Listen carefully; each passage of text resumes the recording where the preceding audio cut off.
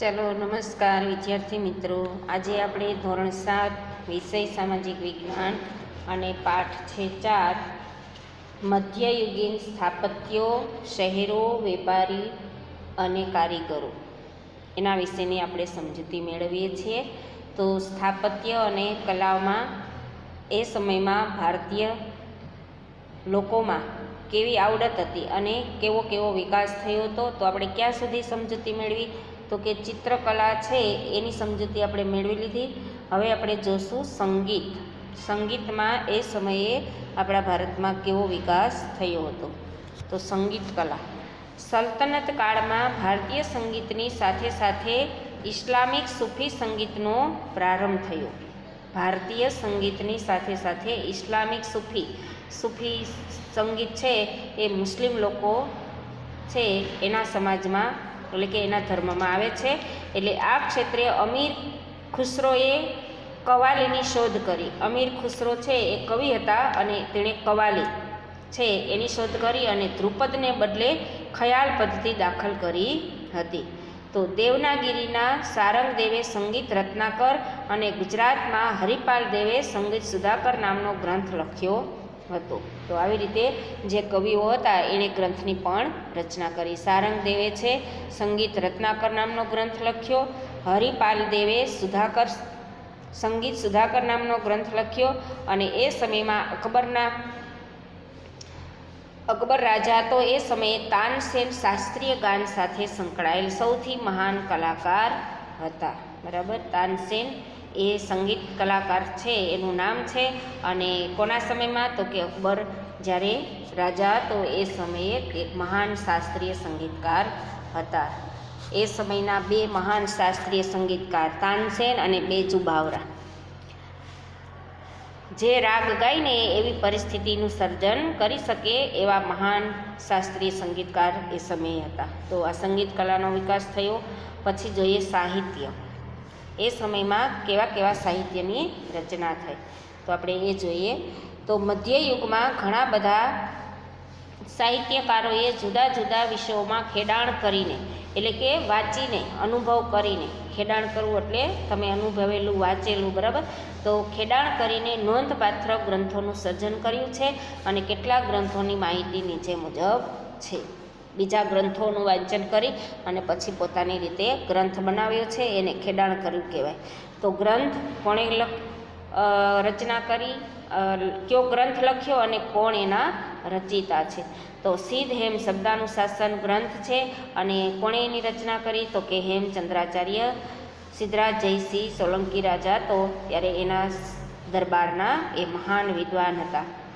ગીત ગોવિંદમ ગ્રંથની રચના કોણે કરી? તો કે જયદેવે. હિતોપદેશની રચના કોણે કરી? નારાયણ. હિતોપદેશ વાર્તાઓ આવે ને, વાર્તાઓ બધી એની રચના નારાયણ જ કરી હતી. સિદ્ધાંત શિરોમણી લીલાવતી ગણિતનો ગ્રંથ છે. ભાસ્કરાચાર્ય નામના રચયિતા છે, ગણિત શાસ્ત્રી, એણે કરી હતી. લીલાવતી ગ્રંથ છે, ગણિતમાં આવે છે. પૃથ્વીરાજ રાસો ચંદ બરદાઈ કવિ છે, એણે લખી. પૃથ્વીરાજ ચૌહાણ જે રાજા હતા એના જીવનની કથા છે એમાં રજૂ કરવામાં આવી છે. અને ચંદ બરદાઈ નામના કવિ એનું નામ છે. તુઘલકનામા અને તારીખે દિલ્હી આ ગ્રંથ છે અને અમીર ખુસરોએ એની રચના કરી હતી. કિતાબુલ હિન્દ રહેલા ઇબ્ન બતુતા છે અકબરના દરબારના એક રત્ન હતા અને એણે આ ગ્રંથની રચના કરી હતી. કાનડ દે પ્રબંધ પદ્મનાભ નામના એ ગ્રંથના રચયિતા છે. અને પદ્માવત ગ્રંથ છે મોહમ્મદ જાયસી નામના લેખક છે, એણે એની રચના કરી હતી. બરાબર. તો આ બધા એ સમયના કે મધ્યયુગ સમયના સાહિત્ય છે અને એ સમય દરમિયાન આવા ગ્રંથોની રચના થઈ હતી. આટલું જાણો. ભાષ્ય રામાનુજાચાર્ય કાવ્ય પ્રકાશ મમ્મટ મનસોલાસ સોમેશ્વર હિતાબુલ હિન્દ અલબુરની છે. આ આખું એક અલગ જ છે. તો કે ભાષ્ય રામાનુજાચાર્ય કાવ્ય પ્રકાશ કોનું છે? તો કે મમ્મટ મનસોલાસ સોમેશ્વર હિતાબુલ હિન્દ અલબરનું છે. તો આ એ સમયના ગ્રંથોની રચના થઈ હતી. હવે આપણે જોઈએ લોકનૃત્ય અને હસ્તકલા. લોકનૃત્ય અને હસ્તકલા એટલે કે પોતાના વિસ્તાર પૂરતા પોતાની રીતે લોકો નૃત્ય કરતા હોય છે ને એને લોકનૃત્ય કહેવાય છે. અને હસ્તકલા એટલે કે હાથથી કોઈ પણ વસ્તુ બનાવવામાં આવે તો એને હસ્તકલા કહેવામાં આવે છે.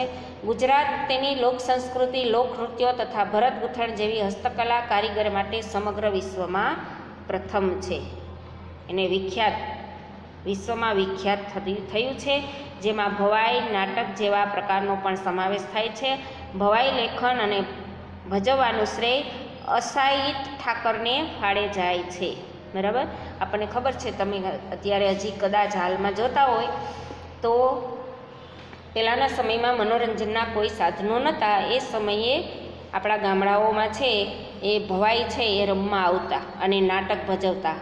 ધાર્મિક નાટક હોય, પછી કંસવધ હોય, બરાબર, હરિશ્ચંદ્ર તારામતીનું હોય, આવા નાટકો છે એ ભજવતા હતા.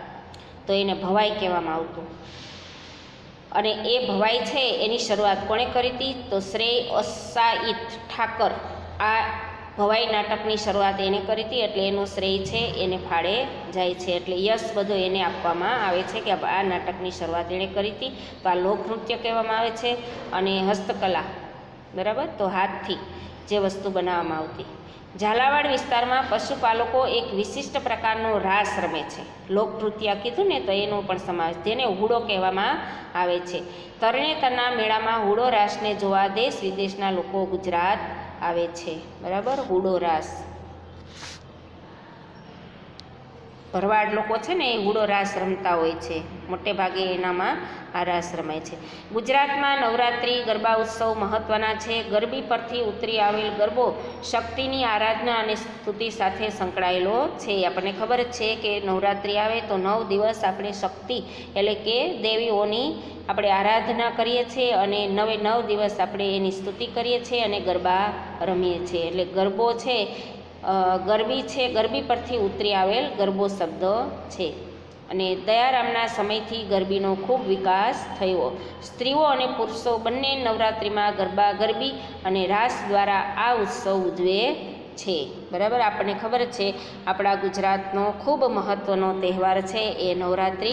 અને નવરાત્રિ આવે ત્યારે આપણે ખૂબ આનંદથી આ તહેવાર ઉજવીએ છીએ. ચાલો હવે જોઈએ, અહીંયા ચિત્રમાં બતાવવામાં આવ્યું છે પાટણનું પટોળું. હસ્તકલા કીધું ને આપણે, હસ્તકલા તો હાથથી જે બનાવવામાં આવે છે એ. કોઈ પણ એક પરિવાર દ્વારા જ હાથથી વસ્તુઓ બનાવવામાં આવે છે.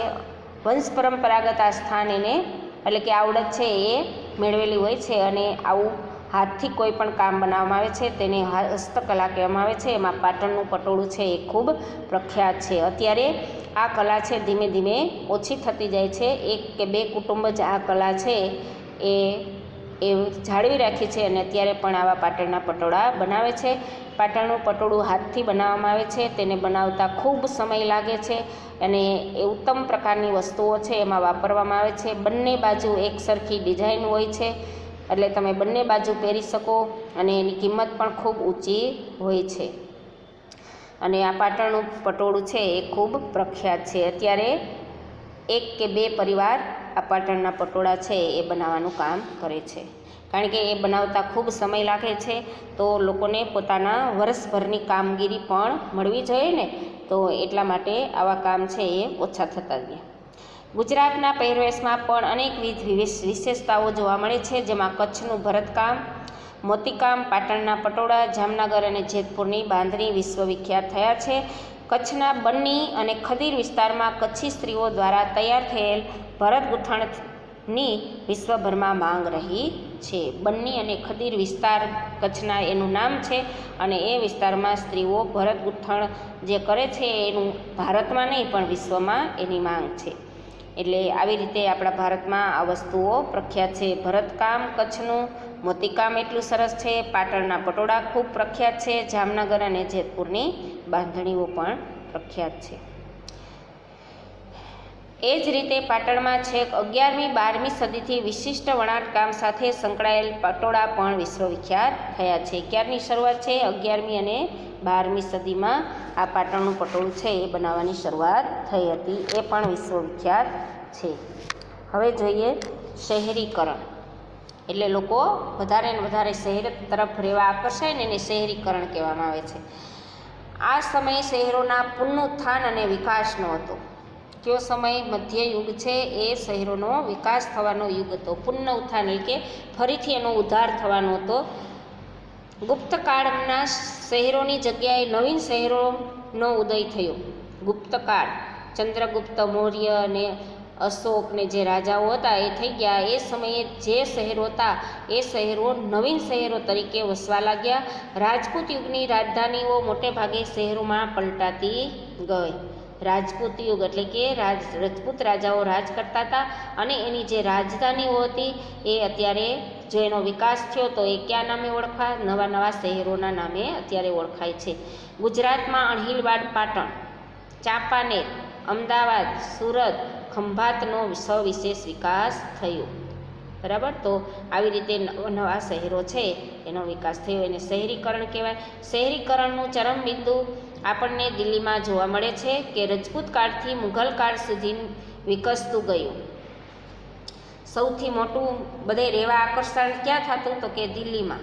એટલે રજપૂત કાળથી મુઘલ કાળ સુધી, એટલે કે રજપૂતો શાસન કરતા, એ પછી સલ્તનત આવ્યું અને એ પછી મુઘલો આવ્યા. તો એ સમય દરમિયાન એ દિલ્હી છે એ શહેરનો વિકાસ થતો ગયો.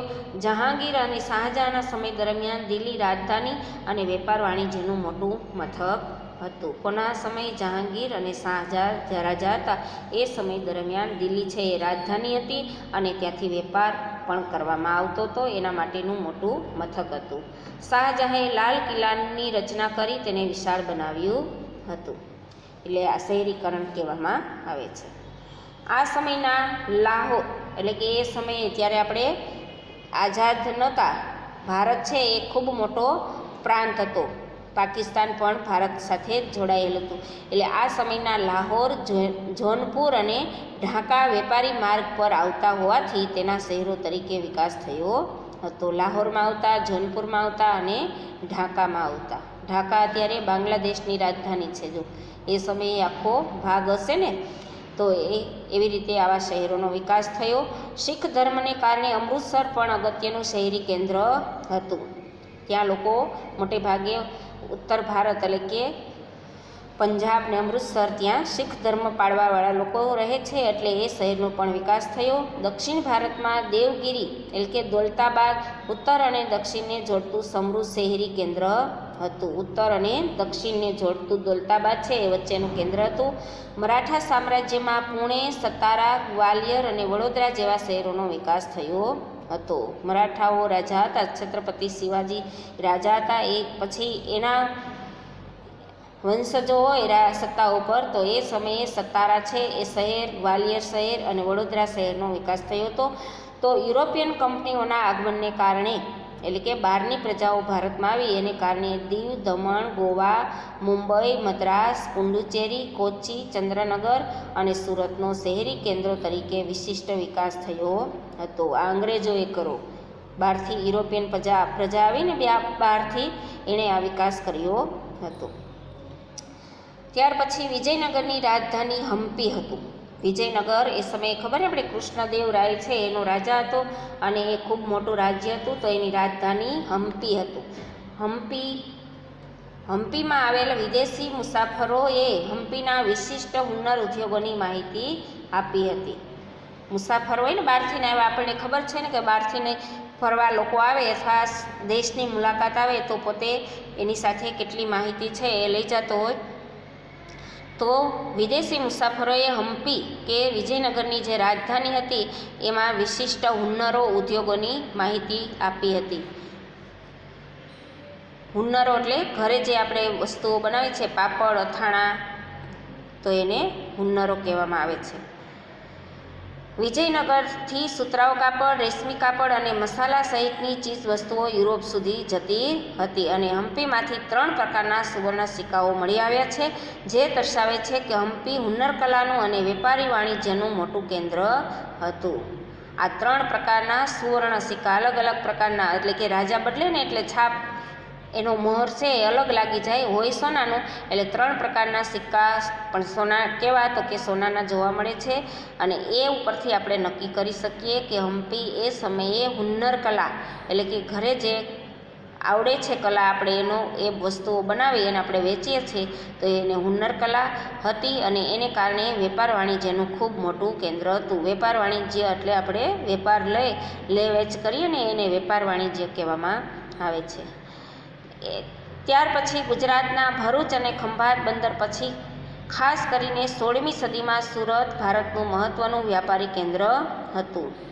ગુજરાતમાં કેવું ભરૂચ અને ખંભાત, અને 16મી સદીમાં સુરત પણ મહત્ત્વનું વેપારનું કેન્દ્ર બની ગયું.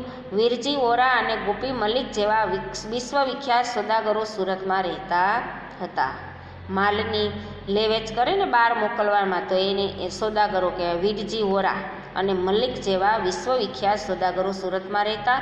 સુરતમાં 17મી સદીમાં મસલિન, સુતરાઉ કાપડ અને જહાજ બનાવવાના ઉદ્યોગો વિકસ્યા હતા. અને જરીફ ભરત કાપડનો વિશ્વભરમાં સૌથી મોટો વેપાર સુરતથી થતો હતો. સુરતમાં 16મી સદી હતી, હવે સદી પૂરી થઈ ગઈ. 17મી સદીમાં મસલિન, સુતરાઉ કાપડ અને જહાજ બનાવવાનો ઉદ્યોગ અને જરીફ ભરતનો, અત્યારે આપણે કાપડ અને જરીફ ભરત સુરતમાં પ્રખ્યાત છે. એને સૌથી મોટો વેપાર સુરતથી એની શરૂઆત કરી હતી. સુરત એક આંતરરાષ્ટ્રીય બંદર હોવાથી ભારતીય અને યુરોપિયન વેપારીઓના અનેક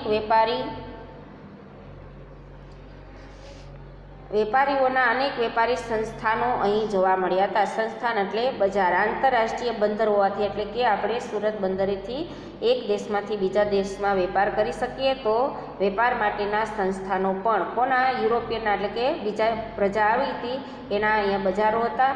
સુરતમાં મરી મસાલ, સુતરાઉ અને રેશમી કાપડ તથા ગળીના મોટા ગોદામો પણ હતા.